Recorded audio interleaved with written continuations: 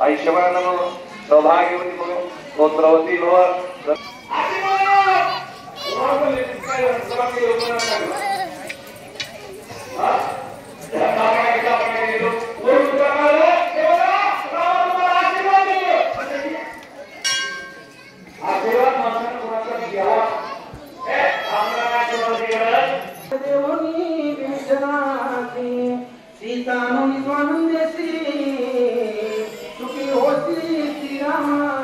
सुखी होती श्री राम श्री राम ही गुढी विधान मिळणार आहे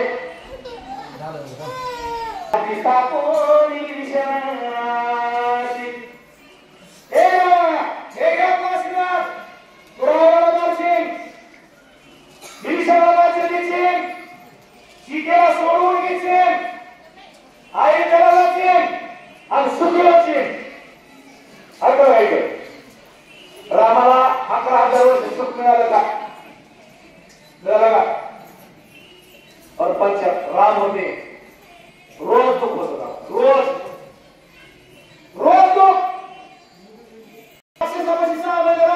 राम येऊन आलाय आम्ही तुम बाहेर काढली चांगलं वाटलं इथं आली गावात गेले प्रपंचात सुख नाही रामाचं नव्हतं आपण कोणाला आलाय म्हणणार तसं तेव्हा मी का त्या रामा सगळ्याला आला का 6 महिने बायको दुसऱ्याच्या घरात राहिली आणि पुन्हा ह्याला घरात घेतली म्हणलं का असं रामाला सुख मिळालं का? अरे 4थ्या महिने गरोदर बायको म्हणत पाडावं लागले तिकडं मात पण तिकडंच लेकरं झाले लेकरं कसले त्याला माहित नाही लेकराची आठवण काढून बापरात होता सुख होता का? वाल्मिक ऋषीच्या मध्यस्थीने मला माघारी आली आल्यावर माईने संशय घेतला काही माय सीता किती करोड होती राजा रावण पापी होता आणि मग तिथं 6 महिने राहिली पुन्हा अजून ब्राह्मण माझी बायको गती वाचताय जमिनीत गुप्त झाली जमीन फाटली जमीन सीता गुप्त झाली तिथून वर्ष 11,000 वर्षे रामानं राज्य केलं बिगर बायकोच त्याला यज्ञ करायचा होता रोज एक सोन्याची बायको करावं लागत होती पूजेला बसताना आता कसं बायको मायाला गेल्यावर सत्यनारायण करायचं असतो कमराला काढायला लागतंय काढायला लागतंय आमच्या गावात मी तुमच्या गावात नाही आमच्या गावात बघतो आमच्या गावात सत्यनारायण करत होता आमच्या गावात सांगतो 2 मिनिट आपलं काय आमच्याकडे मग सत्यनारायण करायचं होतं सासू जरा अशी उभे सिंगायची आणि सुंदरी बसली होती बाहेर गेल्यावरती ब्राह्मण सांगितलं उद्या सत्यनारायण करत होते ते मला आई तिला जाऊन आणतो आपल्याला सत्यनारायण करायचं आहे म्हणजे जाऊ दलिंद्राचं कुठलं तसा मी सत्यनारायण होतो की बाप्पा देव बाप्पा मी माझ्यासारखे देवामध्ये 500ची नोट असल्यावर होतो पण कमराला सुपारी बांधावी लागती मग होतो बांधली सुपारी सत्यनारायण केला स्वयंपाक भरपूर झाला तर सासूला खाण्याची अक्कल पाहिजे सासूची आज मी कडीच आहे सासूची कडी वाढली वरली तशी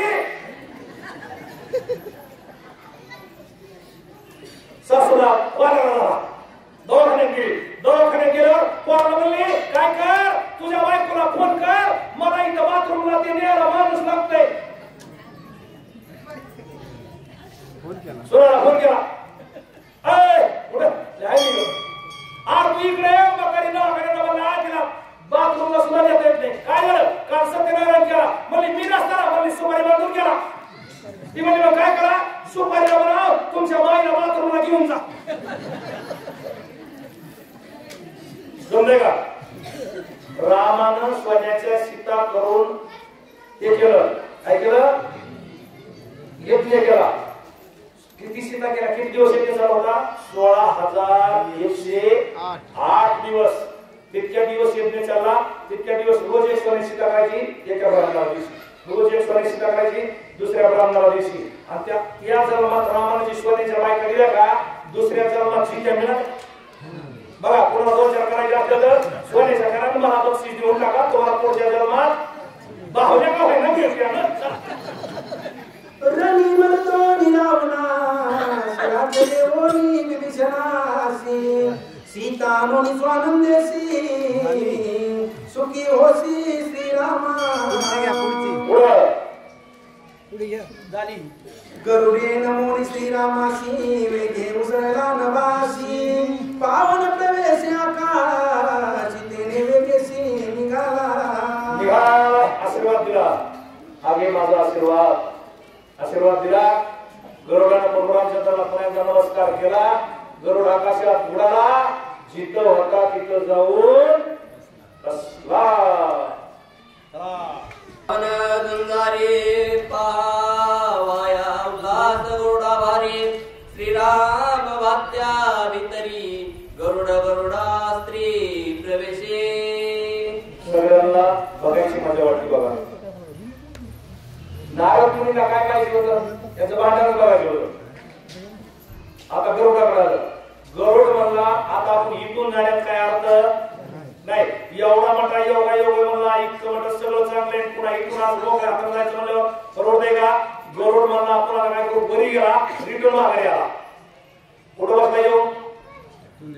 रामाच्या भात्यामध्ये म्हणला आपल्याला सुद्धा कुठंतरी नंबर लागावा, खारीचा वाटा तरी आपल्या हाताला यावा.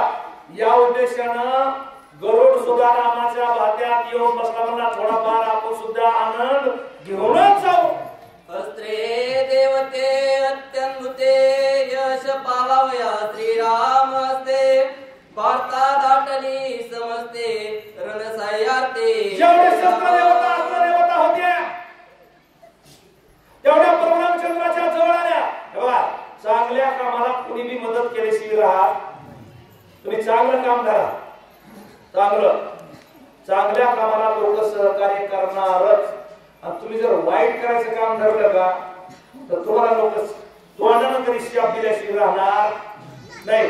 तुम्ही एखादा सत्कार करा, एखादी बाकी मदत करायचं करा, कोणी काय करायचं करा. लोक एखादं आता आठवण झाली म्हणून सांगतो. आमच्या गावात एक माहिती सगळ्यांनी गवळण भद्राच्या केली गवळण इतकी गरिबी. लोकांचं दळण दळायचं, लोकांचं सरपण आणून टाकायचं, कुणाचं काही करायचं. पण जर इथं काही कार्यक्रम आणि माईक हातात घेतलं की ती माऊली 50ची असू 10ची असू पिळुटी केलेली इथं दुबळं सापडा जायचं म्हटलं असायचं त्या माऊलीचं माझ्या माईसाठी. आणि ती माऊली त्यावेळेस सुद्धा ती पिळुटी लोट घेऊन सुद्धा घेऊन येत होती. मला सांगायचं मुद्दा आहे सत्कार्याला सहकार्य करायला लोक श्रीमंती धन याचा विचार करीत नाही. आणि आपण जर लोकांचं वाईट करायचं ठरविलं, कुणाची गाय उडव, कुणाचं वासरू तिकडं कर, कुणाचं ते हे कर ते कर, त्याला लोक आशीर्वाद नाही, त्याला लोक काय म्हणते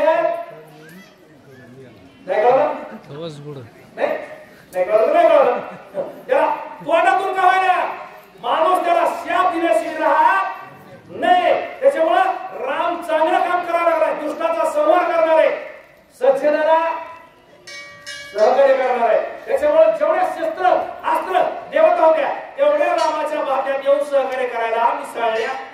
राम शस्त्राची जगती राम अस्त्र देवता निज शक्ती राम जगात आत्मा त्रिजगती राम निश्चिती परब्रह्म.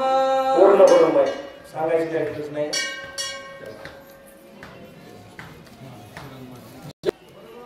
पूर्ण ब्रह्म आहे, कुठेही कमी नाही, कोणत्या गोष्टीचं उडं नाही, विरोधात कमी नाही. ही जी परशुरामचंद्राची हार झाली, परशुरामचंद्राला पाडलं, परशुरामचंद्र लक्ष्मणाला शक्ती लागली, हे नाटक आहे. एक ऊर्जेचा थोडा मान वाढवा की रावण निवळ कमीच होता असं कोणी समजू नाही. तो सुद्धा याला जिंकू शकत होता. मला पाटलाने सांगितलं का हरला? रावणाचा भाऊ रावणासंग नव्हता म्हणून हरला. राम का जिंकला? रामाचा भाऊ रामासंग होता म्हणून राम जिंकला. आपण पहिला आपल्या भावासंग दुश्मनी लावून बसायचं आणि पुन्हा दुसऱ्या संग खेळायला बघायचं.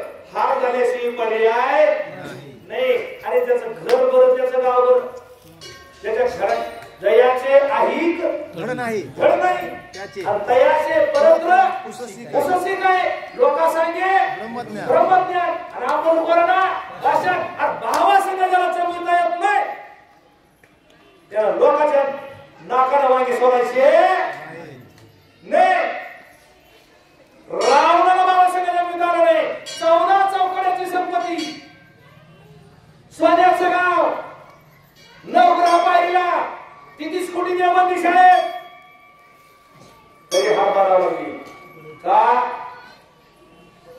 त्यामुळं सगळ्यांनी आता माना खाली घातल्या बघा सगळ्यांना माया पडतो सगळ्या संघ दुश्मन एखादा पण भावा संघ जुळवूनच घ्या बरेच त्रास होत असेल अन्याय होत असेल अन्याय सहन करा झाला तरी आपण मी करू नका पण पुन्हा काय उपयोग नाही पुन्हा काय उपयोग चला प्रभु रामचंद्र भगवान की जय पवन सुत हनुमान महाराज